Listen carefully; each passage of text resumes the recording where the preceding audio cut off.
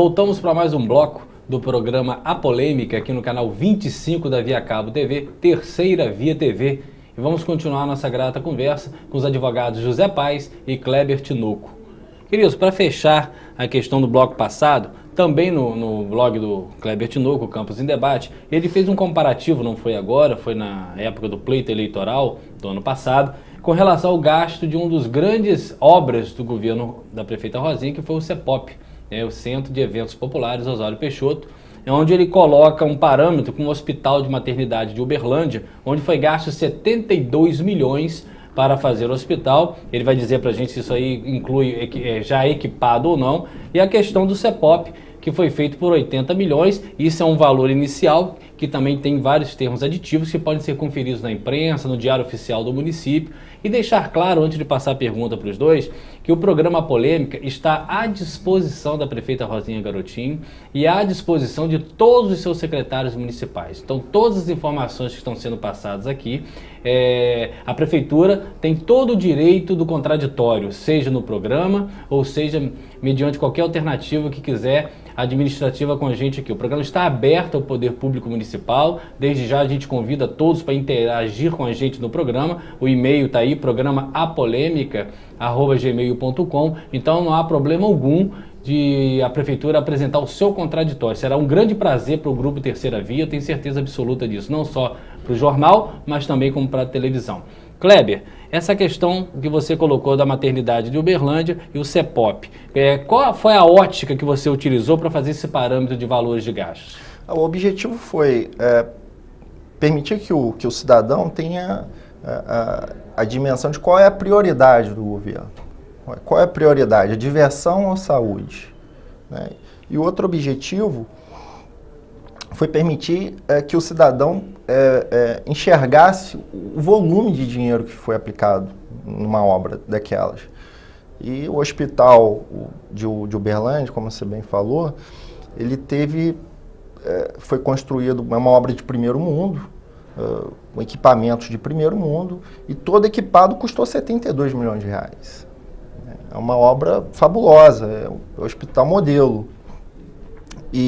Mas a questão, como eu volto a dizer, permitir que o cidadão tivesse noção de qual é a prioridade, saúde ou diversão, e também a quantidade de dinheiro. Você falou em 80 milhões, mas há quem diga que passou dos 90, dos 100 milhões de reais. Um outro ponto que a gente critica também é a falta de transparência, né? Porque a gente nunca sabe quanto exatamente é gasto. A gente não sabe que tipo... O portal da transparência da prefeitura tem uma dificuldade de atualização grande demais. Também. A gente não sabe que tipo de aditamento foi feito, né? Se é um aditamento quantitativo, qualitativo, e qual é a ordem envolvida, de valores envolvida nisso. Então, basicamente foi isso. Prioridade e o quantitativo gasto numa obra daquele porte. Sua posição com relação a esta postagem propriamente dita do Kleber? Eu acho que o Kleber ele bate bem nessas duas questões. Prioridade e transparência. Eu acho que isso deve ser muito cobrado até dentro desse contexto de possível perda de royalties do petróleo. Fazer um sambódromo de 80 milhões na cidade, na minha visão, é uma total falta de prioridade. Pô, no Rio de Janeiro, há uma razão de ser para existir aquele sambódromo. As escolas de samba são fortes e aquilo é um evento, além de cultural, um evento econômico. Aquilo gera divisas para o município. E aqui não? E aqui, na minha visão, se nós formos verificar o que aconteceu no ano passado, primeiro a gente tem um carnaval fora de época, que já é algo a ser questionado, carnaval fora de época. E segundo, as escolas no ano passado desfilaram com fantasias das escolas do Rio de Janeiro. Então, não houve um estímulo. O material utilizado para desfile foi de material... Havia escolas com fantasias cedidas ou compradas, não se sabe, que foram utilizadas no carnaval anterior pelas escolas do Rio de Janeiro. Então, a gente tem um espaço altamente questionável do ponto de vista do custo-benefício, de valor para o que ele vai ser utilizado pela sociedade. Não há, na minha visão, um estímulo à cultura, porque a partir do momento que escolas do município desfilam com fantasias de escolas do Rio, você não criou aquela interação da comunidade que a escola tá inserida, o pessoal ter atividades e até mesmo poderia haver uma interação, a utilização aula de costura, poderia ser maior. E aí falta prioridade, falta transparência. Você sabe quanto foi gasto? Não sabe, eu também não sei, o Kleber também não sabe.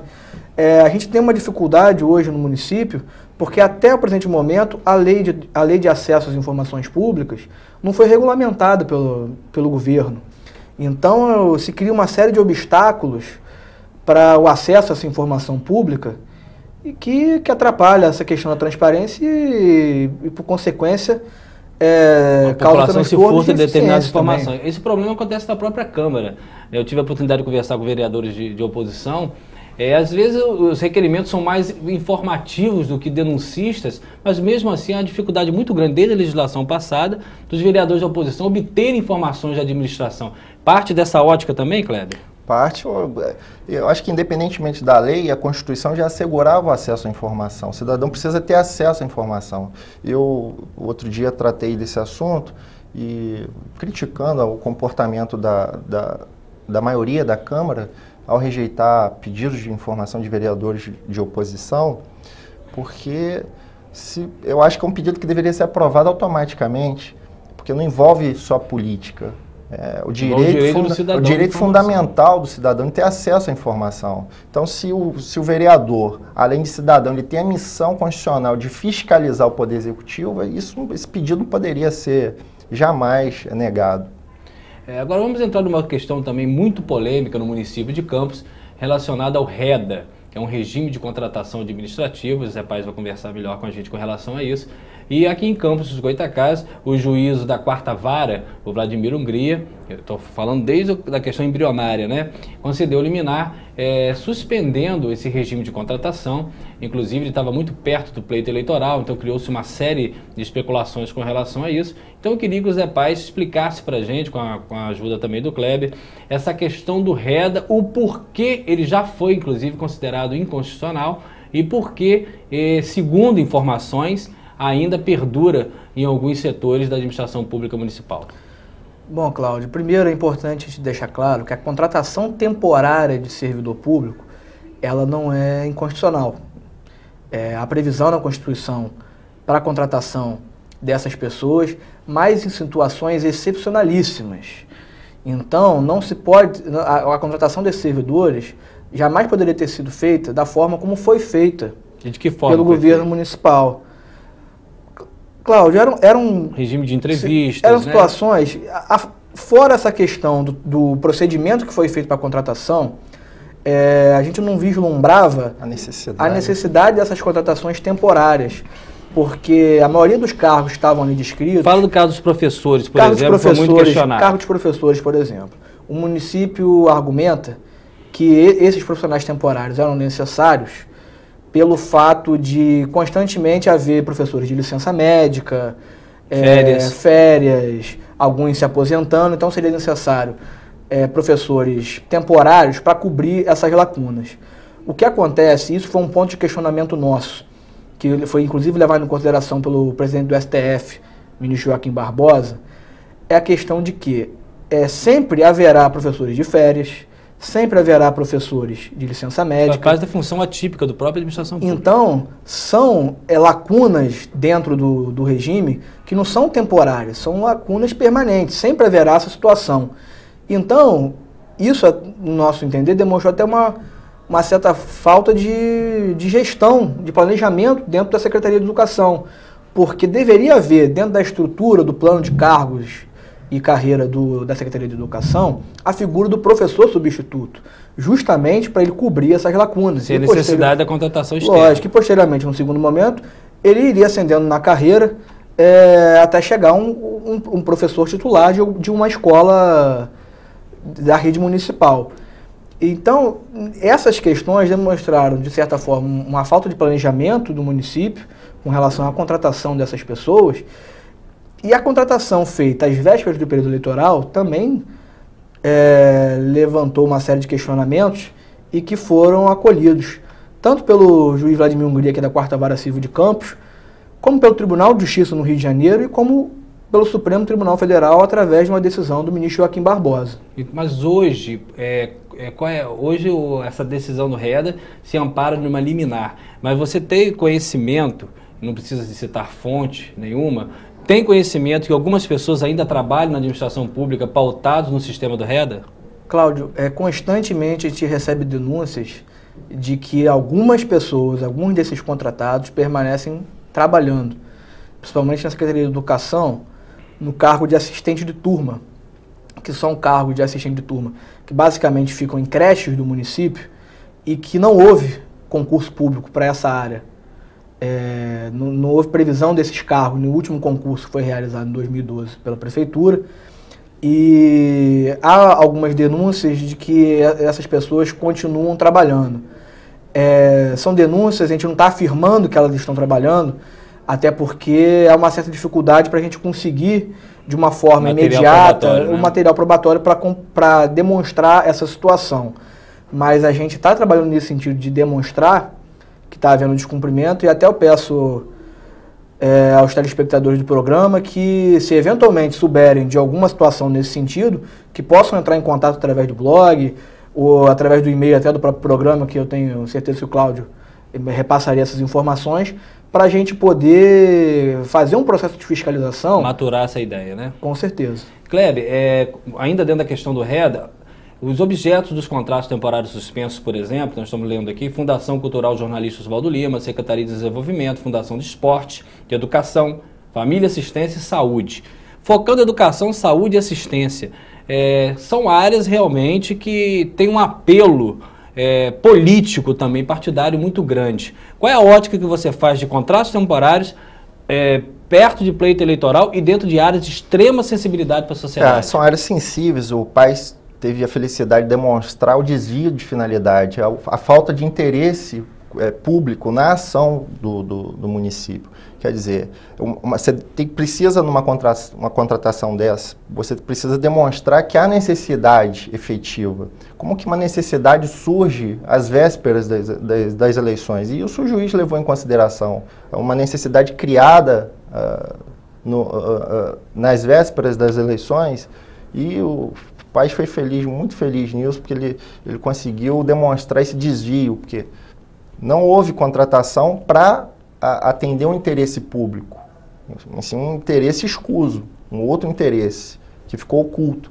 E o desvio de finalidade é um vício do ato administrativo que é difícil de comprovar. Você comprova por indícios. Esses indícios eram muito claros. Inclusive, Cláudio, até para... vou até aproveitar você. Nas decisões se fala muito no caráter subjetivo dessas contratações. Além de falar o que você já ia colocar, nós temos ainda 2 minutos para fechar esse bloco. Me explica sinteticamente essa ótica do magistrado, caráter subjetivo de contratação. O caráter subjetivo, Cláudio, ficou caracterizado pela seguinte situação. Não houve uma prova, um teste mínimo para verificar que aquele candidato que foi aprovado, que passou a prestar serviço para o município, teria maior qualificação que um outro. Ele não foi testado? O que houve foram entrevistas, análise de currículo. E contratação de servidor, através de análise de currículo, de entrevista, sobretudo às vésperas do período eleitoral, como foi, levanta uma série de questionamentos sobre a falta de impessoalidade na contratação, falta de transparência muito grande. Então, o juiz Vladimir Hungria levou isso em consideração, o tribunal também, o próprio ministro Joaquim Barbosa adentrou também nessa questão, porque ficou muito claro, né?